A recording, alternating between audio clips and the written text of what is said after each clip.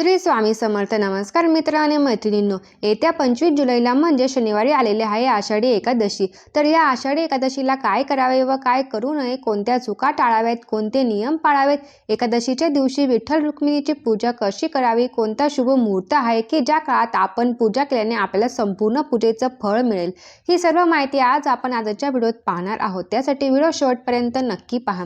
तर बघा, तुम्हाला या दिवशी सकाळी लवकर उठायचं आहे. दोन्ही हात जोडून तुम्हाला भगवंतांचे आभार मानायचे आहे की त्यांनी आपल्याला हा दिवस दाखवला. आणि यानंतर आपल्याला आंघोळीचं पाणी काढायचं आहे. आंघोळीच्या पाण्यामध्ये थोडीशी हळद घालायची आहे आणि त्या पाण्याने तुम्हाला स्नान करायचं आहे. यानंतर लाल रंगाचे किंवा पिवळ्या रंगाचे कपडे परिधान करायचे आहेत, कारण लाल रंग हा माता लक्ष्मीचा आवडता रंग आहे, तर पिवळा रंग हा भगवान विष्णूंचा आवडता रंग आहे. त्यामुळे या दोन्हींपैकी कुठल्याही रंगाचे तुम्ही कपडे परिधान करू शकता.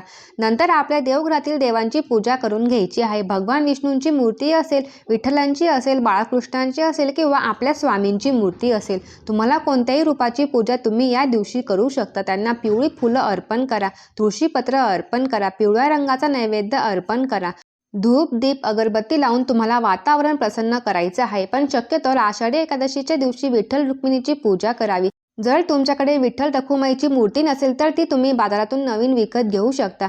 ज्यांनी नवीन मूर्ती विकत घेतली आहे त्यांनी त्या मूर्तीवर सर्वप्रथम पंचामृताने अभिषेक करावा, नंतर स्वच्छ पाण्याने अभिषेक करावा आणि त्या मूर्तीला आसनावर ठेवावे. मूर्तीची हळदी कुंकूने पूजा करावी. पिवळे किंवा लाल रंगाचे फूल अर्पण करावे. त्यानंतर भगवान विठ्ठलाची आरती करावी. त्यांना गोडधोड नैवेद्य अर्पण करावा. नैवेद्यामध्ये शक्यतोवर पिवळ्या रंगाचा नैवेद्य अर्पण करा. यामध्ये तुम्ही पिवळ्या रंगाचा शिरा, पिवळ्या रंगाचा पेढा किंवा केसर दूध देखील अर्पण करू शकता. पूजा करण्यासाठी या दिवशी सर्वात शुभ मुहूर्त सकाळी 9 वाजेपासून ते 12 वाजेपर्यंत असणार आहे. हा शुभ मुहूर्त सगळ्यात शुभ असल्यामुळे या वेळेत केलेली पूजा नक्कीच तुम्हाला फलदायी ठरेल. यानंतर आपल्याला काही उपाय देखील करायचे आहेत. हा उपाय तुम्हाला सकाळपासून ते संध्याकाळपर्यंत जेव्हा तुम्हाला शक्य होईल तेव्हा तुम्हाला फक्त ही एक वस्तू गायीला खाऊ घालायची आहे.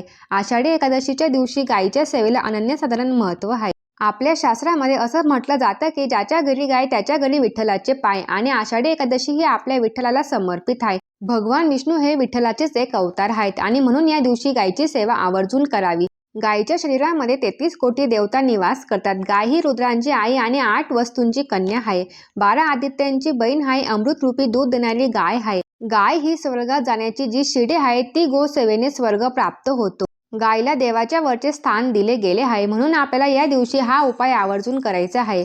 जर भरपूर दिवसापासून तुमच्या मनात एखादी इच्छा असेल, मग तुमची इच्छा नोकरी प्राप्तीबद्दल असेल, धन प्राप्तीबद्दल असेल, मुलांची प्रगती होण्याबद्दल असेल, कर्जमुक्ती होण्याबद्दल असेल किंवा इतर कुठलीही शारीरिक मानसिक तुमची इच्छा असेल तर ती पूर्ण होण्यासाठी तुम्ही हा उपाय आवर्जून करा. या उपायाचा तुम्हाला 100% फळप्राप्ती होईल. उपाय करण्यासाठी तुम्हाला सर्वप्रथम एका वाटीमध्ये थोडंसं कुंकू घ्यायचं आहे. कुंकवामध्ये पाणी टाकायचं आहे आणि त्या कुंकवाचा तुम्हाला गंध तयार करायचा आहे. यानंतर तुम्हाला या कुंकवाने आपल्या घराच्या मुख्य प्रवेशद्वारावरती एक स्वस्तिक काढायचं आहे. या स्वस्तिकला हळदी कुंकू अक्षता आवर्जून लावायचे आहे. धूप दीप अगरबत्ती ओवाळून घ्यायची आहे आणि यानंतर तुम्हाला 2 ताम्हण घ्यायचे. जर तुमच्याकडे 2 ताम्हण नसतील तर मग तुम्हाला 2 स्टीलची भांडी घ्यायची आहेत, ज्याला आपण ताट असे म्हणतो. त्यानंतर तुम्हाला एक पाट घ्यायचा आहे. पाटावर तुम्हाला एक दिवा प्रज्वलित करायचा आहे. दिवा प्रज्वलित केल्यानंतर त्या पाटावर आपल्याला भगवान विष्णूंची मूर्ती असेल तर ती ठेवायची आहे किंवा विठ्ठलाची मूर्ती घ्या किंवा बाळकृष्णाची मूर्ती घ्या. कोणतीही मूर्ती घेतली तरी सुद्धा चालते.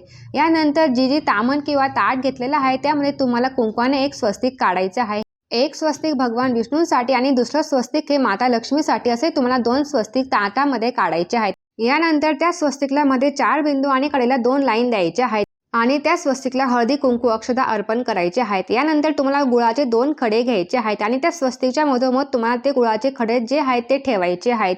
प्रत्येक स्वस्तिकवरती एक गुळाचा खडा, अशा पद्धतीने 2 स्वस्तिकवर तुम्हाला 2 गुळाचे खडे ठेवायचे आहेत. आणि हा उपाय करण्यापूर्वी तुम्हाला थोडीशी चणा डाळ जी असते तर ती भिजत ठेवायची आहे.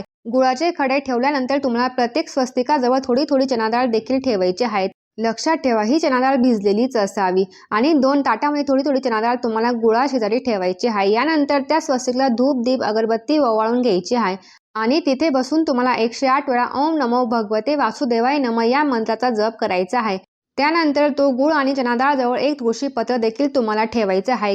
काही वेळासाठी तुम्हाला तशीच ती चणा डाळ आणि गुळ त्या ताटामध्ये तुमच्या घरामध्ये ठेवायचं आहे. तुमची संपूर्ण सेवा करून झाल्यानंतर तुम्हाला एक तांब्याचा कलश भरून घ्यायचा आहे. कलशामध्ये शुद्ध पिण्याचं पाणी असावं. त्या पाण्यामध्ये थोडीशी हळद टाकावी. तुमच्याकडे गंगाजल असेल तर थोडंसं गंगाजल टाकायचं आहे. यानंतर तुम्हाला या दोन्ही स्वस्तिका जवळचा जो गुळाचा खडा आणि चण्याची डाळ आहे तर ती एका प्लेटमध्ये काढून घ्यायची आहे. यानंतर हळदी कुंकू घ्यायचं आहे आणि या सर्व वस्तू घेऊन तुम्हाला गाईच्या जवळ जायचं आहे. गाईजवळ गेल्यानंतर सर्वप्रथम तुम्हाला गाईच्या पायावरती हे पाणी ओतायचं आहे. यानंतर गाईला हळदी कुंकू लावायचं आहे आणि ही भिजलेली चणा डाळ आणि गूळ जो आहे तो तुम्हाला गाईला खाऊ घालायचा आहे. जर तुम्हाला शक्य असेल तर ती चणा डाळ आणि गूळ तुमच्या उजव्या हातामध्ये घ्या आणि तुमच्या हाताने गाईला खाऊ घाला. जर गाईच्या जिभेचा स्पर्श हा तुमच्या हाताला झाला तर असे म्हटले जाते की तिथूनच तुमचे दिवस बदलायला सुरुवात होते. तुमचं आयुष्य बदलून जातं. तुमचं नशीब तुम्हाला साथ द्यायला लागतं. असं नसेल शक्य तर तुम्ही प्लेटमध्ये ठेवून देखील तुम्ही खाऊ घालू शकता. यानंतर तुम्हाला गाईला स्पर्श करायचा आहे आणि शक्य असेल तर प्रदक्षिणा मारायच्या आहेत. प्रदक्षिणा करत असताना ओम नमो भगवते वासुदेवाय नमः या मंत्राचा जप करायचा आहे. असं म्हटलं जातं की जर आपण गाईला प्रदक्षिणा केल्या तर आपल्याला पृथ्वी प्रदक्षिणा केल्याचं पुण्य फळ प्राप्त होतं. गाईला स्पर्श केल्याने आपल्या घरातील वास्तुदोष देखील दूर होतो. आपल्या सर्व इच्छा मनोकामना पूर्ण होतात.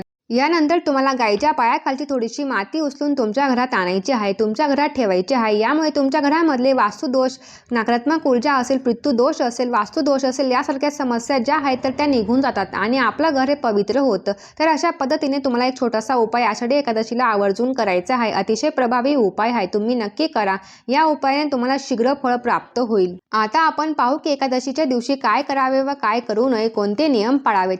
एकादशीला आपल्याला भगवान विष्णूंना तुळशीपत्र आवर्जून अर्पण करायचं आहे. पण एकादशीच्या दिवशी तुळशी तोडू नये. तुळशीपत्र हे आदल्या दिवशी तोडून ठेवावं. तुळशीला तुपाचा दिवा लावावा. दिव्यामध्ये थोडीशी हळद देखील टाकायला विसरू नका. एकादशीच्या दिवशी तुळशीला अजिबात पाणी घालायचं नाही. तुळशीला स्पर्श देखील करायचा नाही. या गोष्टी मात्र लक्षात ठेवा. पहाटे लवकर उठून स्नान करून स्वच्छ आणि पिवळी किंवा पांढरी वस्त्रे परिधान करावीत. घरातील देवळात श्री विठ्ठल, रुक्मिणी किंवा श्री विष्णू यांची मनोभावे पूजा करावी. तुळशीला प्रदक्षिणा घालावी. ओम नमो भगवते वासुदेवाय नमः किंवा श्री विठ्ठल विठ्ठल जय हरी विठ्ठल या मंत्राचा जप करावा. आषाढी एकादशीच्या दिवशी भगवद्गीता, विष्णू सहस्रनाम, हरिपाठ किंवा अभंगाचे पठण करावे. शक्य असल्यास दिवसभर उपवास किंवा फलाहार करावा. आषाढी एकादशीच्या दिवशी गरजू व्यक्तींना अन्न, वस्त्र किंवा आपल्या क्षमतेनुसार दान करावे. या दिवशी दान केल्यास आपल्याला पुण्य प्राप्त होते. आपल्या घरातील पितृदोष नाहीशी होतात. मुलांची प्रगती होते. त्यामुळे या दिवशी आवर्जून आपल्या क्षमतेनुसार दान करावे. आषाढी एकादशीच्या दिवशी जवळजवळ लहान मुलं सोडले तर सर्वजण उपवास करतात. या दिवशी सर्वांनी उपवास करावा आणि ज्यांना उपवास करणं शक्य नसेल त्यांनी दिवसभर सात्विक आहार घ्यावा. चांगले विचार ठेवून देवाचे नामस्मरण करावे. संध्याकाळी आरती करून भगवान विठ्ठलाची प्रार्थना करावी. आषाढी एकादशीच्या दिवशी चुकूनही मांसाहार, मद्यपान, तंबाखू किंवा कोणत्याही प्रकारचे व्यसन करू नये. कांदा, लसूण किंवा तामसिक अन्नाचे सेवन टाळावे. खोटे बोलणे टाळावे. राग, अपशब्द आणि इतरांचा अपमान करू नये. शक्य असल्यास दिवसा जास्त झोप घेणे टाळावे. वाईट विचार, मत्सर आणि नकारात्मक वर्तनापासून दूर राहावे. उपवास करत असताना वारंवार खाणे किंवा अतिभोजन करणे टाळावे. मित्रांनो, जर ही माहिती तुम्हाला आवडली असेल तर जास्तीत जास्त तुमच्या मित्रांसोबत आणि परिवारासोबत शेअर करा.